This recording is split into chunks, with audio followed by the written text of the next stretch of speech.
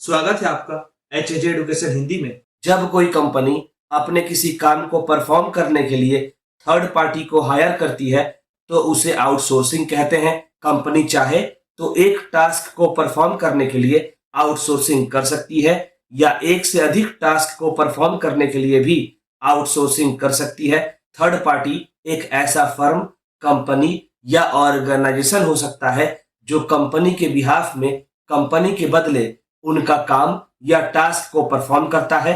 Company का cost को reduce करने के लिए और प्रॉफिटेबिलिटी को बढ़ाने के लिए आउटसोर्सिंग परफॉर्म किया जाता है। कंपनी चाहे तो अपने रूटीन काम को आउटसोर्स करके अपने इंपॉर्टेंट और कोर काम में ध्यान दे सकती है या दूसरे ऑर्गेनाइजेशन या कंपनी के एक्सपर्टीज का फायदा भी उठा सकती है। पर कभी कभी आउटसोर्सिंग की वजह से कॉन्फिडेंशियल डाटा लीक भी हो सकता है। ट्रेनिंग प्रोसेस आउटसोर्सिंग एक ऐसा बिजनेस प्रैक्टिस है जिसमें कंपनी किसी थर्ड पार्टी को अपने एम्प्लॉइज को ट्रेनिंग प्रोवाइड करने का जिम्मा सौंपती है।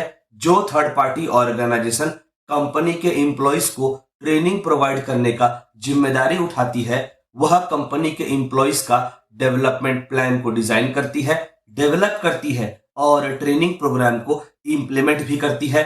ट्रेनिंग का प्रोसेस को आउटसोर्स करके कंपनी अपने ज्यादा इंपॉर्टेंट काम पर फोकस कर पाती है। ट्रेनिंग का प्रोसेस को आउटसोर्स करने से कंपनी का पैसा बचता है, टाइम सेव होता है और कंपनी एक्सपर्ट को हायर करके एम्प्लॉइज को अच्छे से अच्छा ट्रेनिंग प्रोवाइड करा सकती है। जब एम्प्लॉइज को अच्छा ट्रेनिंग मिलेगा तो एम्प्लॉइज लेटेस्ट स्किल और काम करने के तरीका से अपडेटेड रहेंगे, जिससे एम्प्लॉइज का ओवरऑल प्रोडक्टिविटी इंप्रूव होगा।